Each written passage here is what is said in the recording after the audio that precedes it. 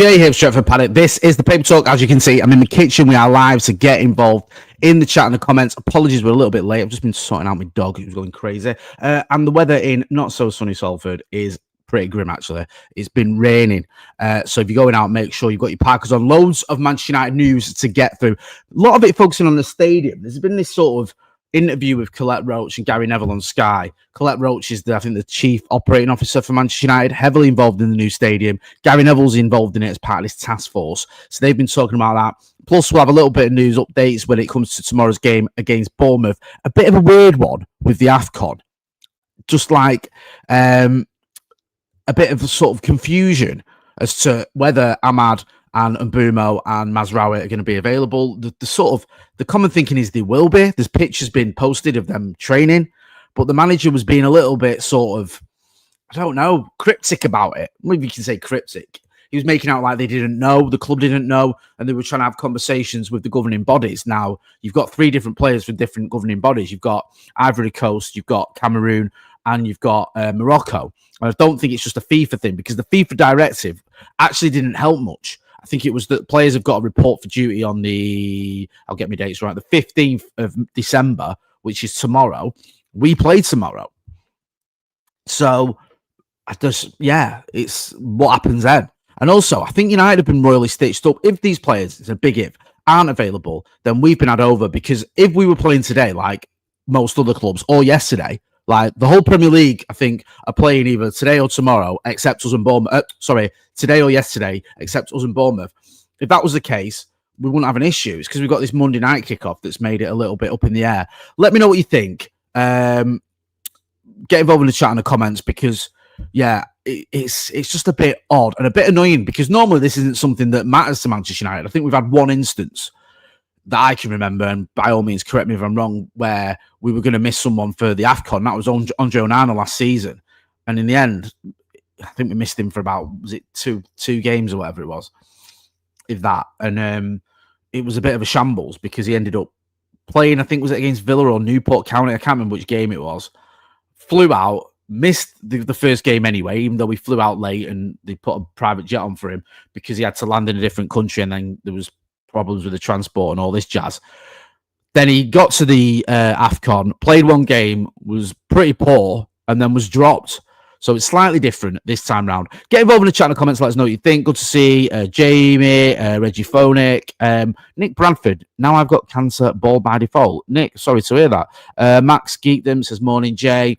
Igster says, totally unfair. If every other team got their African players for an extra game and we lose ours, yep. It would be unfair. I agree with that. And it's sort of uncharted territory for Manchester United, isn't it? Because usually we don't have anyone from the AFCON, or, like I said, just one player last time round.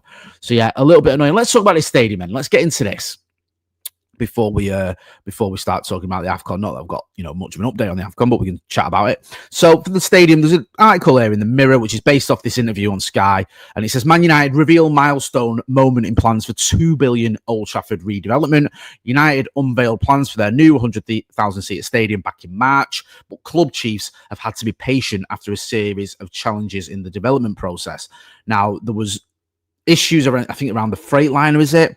Near the sort of back end of Old Trafford in Trafford Park. Could they expand there? Could they move certain parts of that? Could they do what they needed to do? There was question marks about what was going to fund, how it was going to be funded, the infrastructure funding. Some people losing their minds because it was sort of insinuated that the government would step in and help with some of the funding. It appears that's not the case for the stadium. You may get government investment in infrastructure or local authority investment in infrastructure if there's going to be, another Met station or whatever.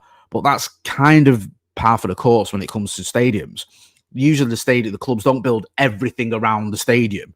They don't build the new bus stops and train tracks or whatever. And I'm being a little bit exaggerating there, but you get my point. Usually they build the stadium and maybe something sort of in the immediate surrounding area, and then the rest is down to local authority or whatever. So there was a lot of kickoff about this, a lot of anger from some United fans, but lots of non-United fans saying, well, why should the government or anyone else pay for the stadium? Yeah, I wonder what Manchester City think of that in their stadium that was basically built for them for the Commonwealth Games. However, it appears that this might not be the case, and the stadium plans are moving forward. So, in this interview on Sky, it says Man United chief Collette Roche has revealed that the club are closing in on a milestone moment in plans to redevelop Old Trafford or redevelop Old Trafford. United unveiled scale models and images of what their new stadium, which is expected to cost $2 billion, will look like at a London event this year. Yeah, we saw that. But a number of issues have arisen during the development phase have led to delays. Now, though, Roche is confident that the new year will mark the next phase of the project with the launch of a mayoral development corporation set to take place in January. In an interview with Sky Sports, Roche said, "We've still got huge ambition to build a new stadium here at Old Trafford. There's clearly a lot of work that needs to be done to get us to the point before we put any spades in the ground. We're currently in several conversations with local landowners to make sure we can secure the best piece of land that we want to put this stadium on that will hopefully be there for over 100 years. And the background, we're doing a lot of work with local authorities to make that happen. They're going to launch Mayoral Development Corporation formally in January, and I think that will be a good sort of milestone, if you like, in terms of the wider regeneration. We're really, really ambitious. A lot of work is happening, albeit behind the scenes, and hopefully soon we'll be able to come forward with some bigger news." So hopefully this Mayoral Development Corporation is going to help lead to the stadium happening. Now, I think Andy Burnham, the mayor, has been involved in this task force. I think Gary Neville's involved in it. I think, have been involved in it. This is a task force set up by INEOS to look at the stadium. I do get the impression this stadium is going to happen. I don't know about the time scale. It'd be a massive, massive slap in the face and a lot of egg on the face, if we can mix my metaphors, for INEOS if the stadium didn't happen. Now, we had Kieran Maguire from The Price of Football on the show, on the channel on Friday. Now, I love Kieran, great guy. Loads, I sound like Donald Trump, great guy, such a great guy. Now, we've had him on over the years, and I remember one of the first times I spoke to him, he said, this was about 4 or 5 years ago. He said, "Look at what Sir Jim Ratcliffe's doing with his bid for Chelsea." He said, "I don't think that's a real bid. I don't think that's a bid to buy Chelsea Football Club. I think Sir Jim Ratcliffe is sending a message to the Glazers that he's ready to buy a football club. He's got the money to buy a football club, and that he's willing to buy Manchester United." And that came to fruition. That all happened. And what Kieran said that sort of stuck with me, and I referenced this with him when I was chatting to him the other day, he said, "I think Sir Jim Ratcliffe is looking at his legacy.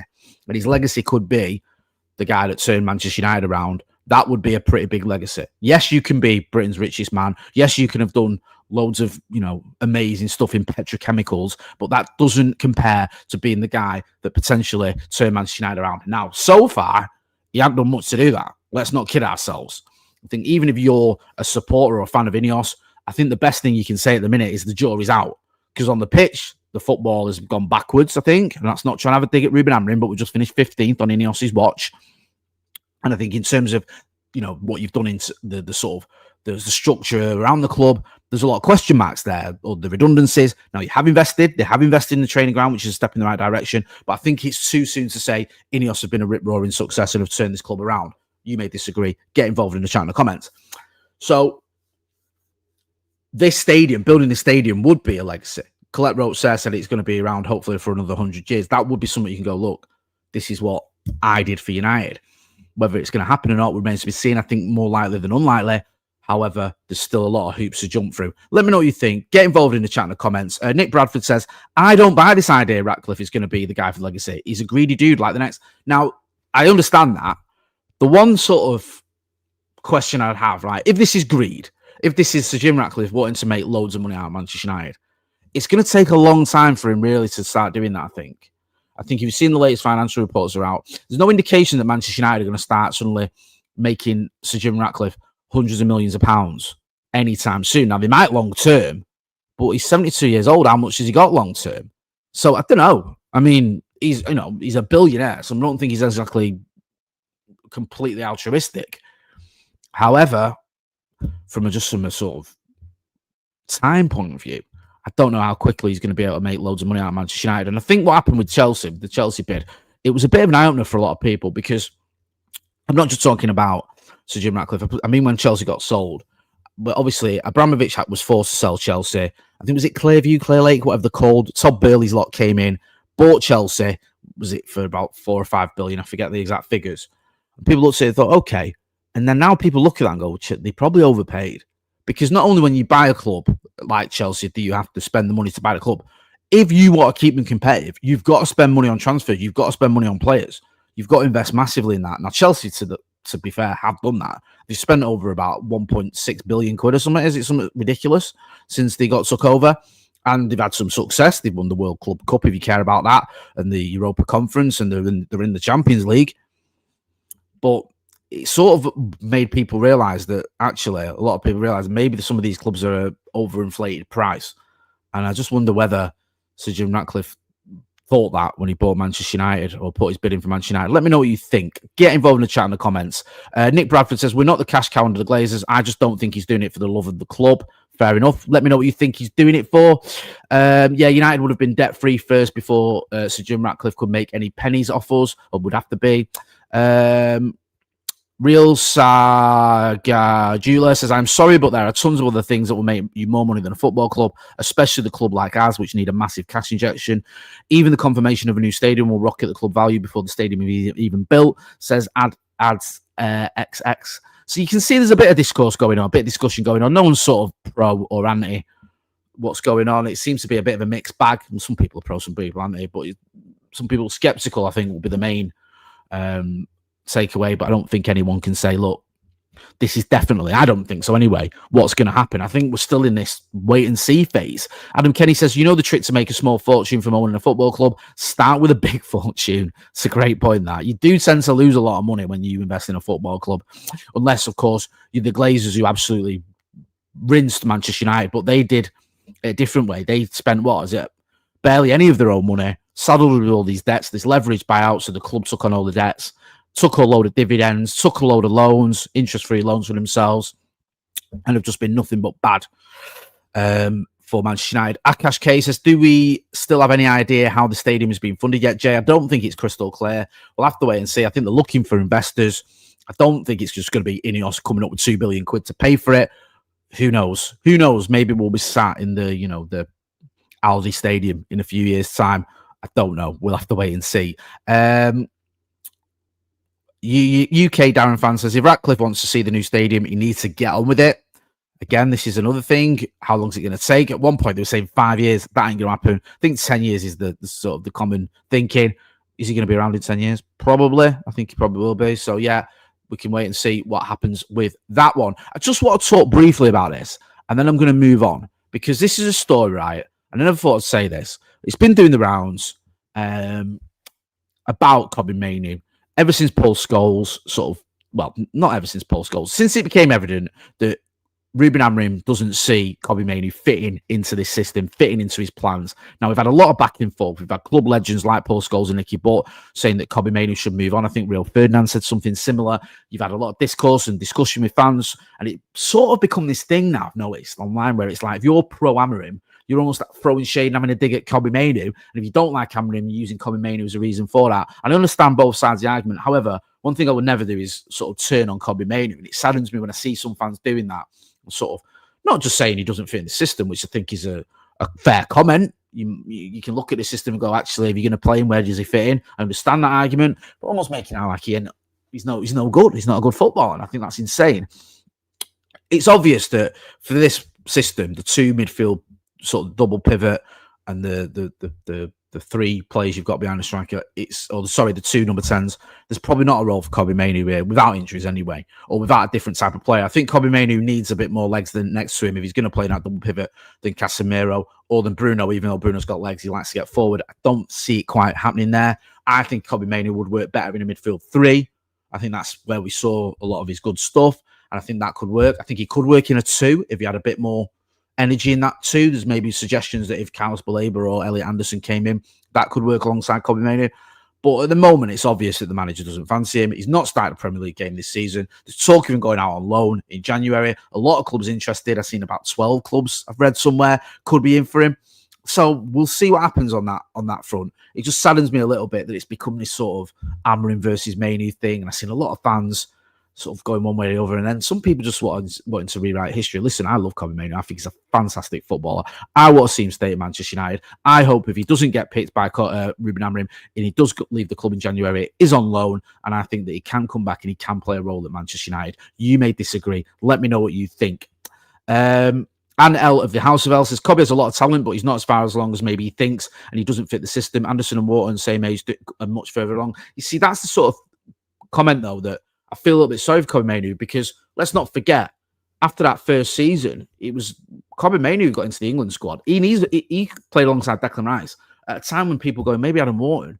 And then Kobbie Mainoo got in there ahead of Trent Alexander-Arnold and Conor Gallagher and did very well. And everyone sort of looked at those two players and thought, Mainoo's probably ahead of Wharton. Now Wharton's been playing regularly. Mainoo hasn't. I think you're right in saying these leapfrogged, but I don't think...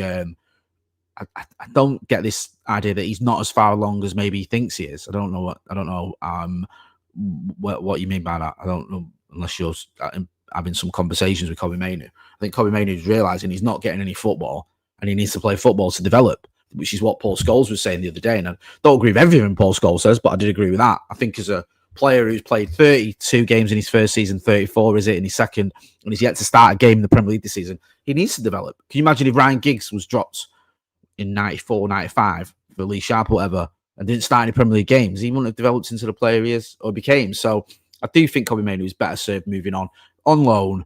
If he's not going to get minutes, just depends whether Manchester United are going to, if that's going to happen, because the manager might go, look, you're not starting, but I am using you. You're getting minutes, and I need you.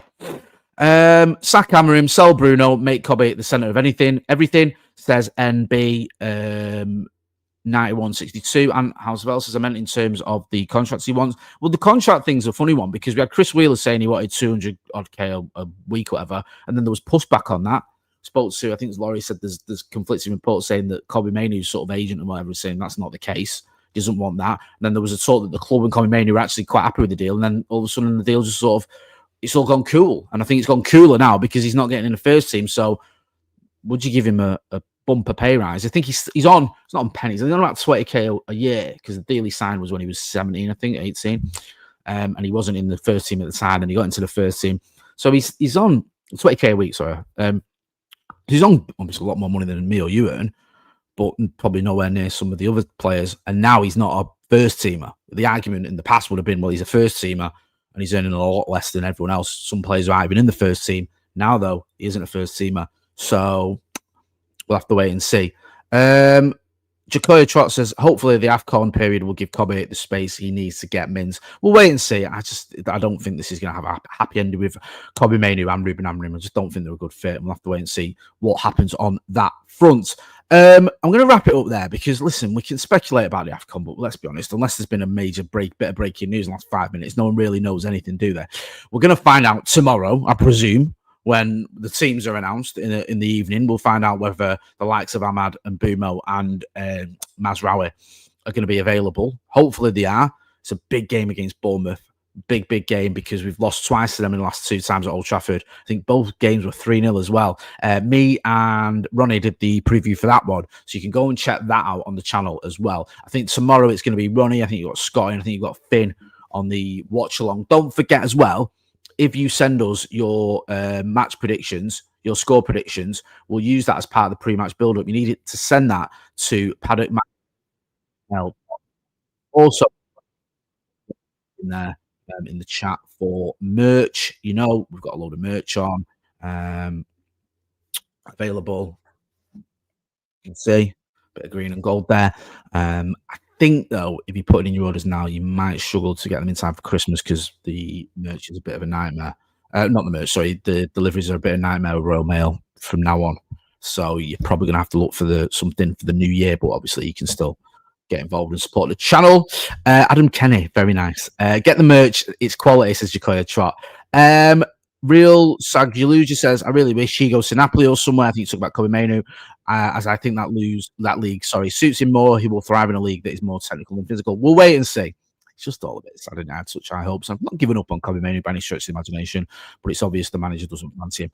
Anyway, we'll discuss this another time. Make sure, if you're not doing so, you are hitting like, share, and subscribe. Go and check out the other videos on the channel. Check out the preview for tomorrow's game against Bournemouth. Check out the brew. Check out all that good stuff. I've been Jay Motty. This has been the Paper Talk from a pretty grim sunny Salford. It's not so sunny, actually. The rain's been pouring down pretty much all morning. So, yeah, you are going out. Make sure you've got your brollies and your parkers if you're in Salford. I will see you on the next one. Thanks for watching.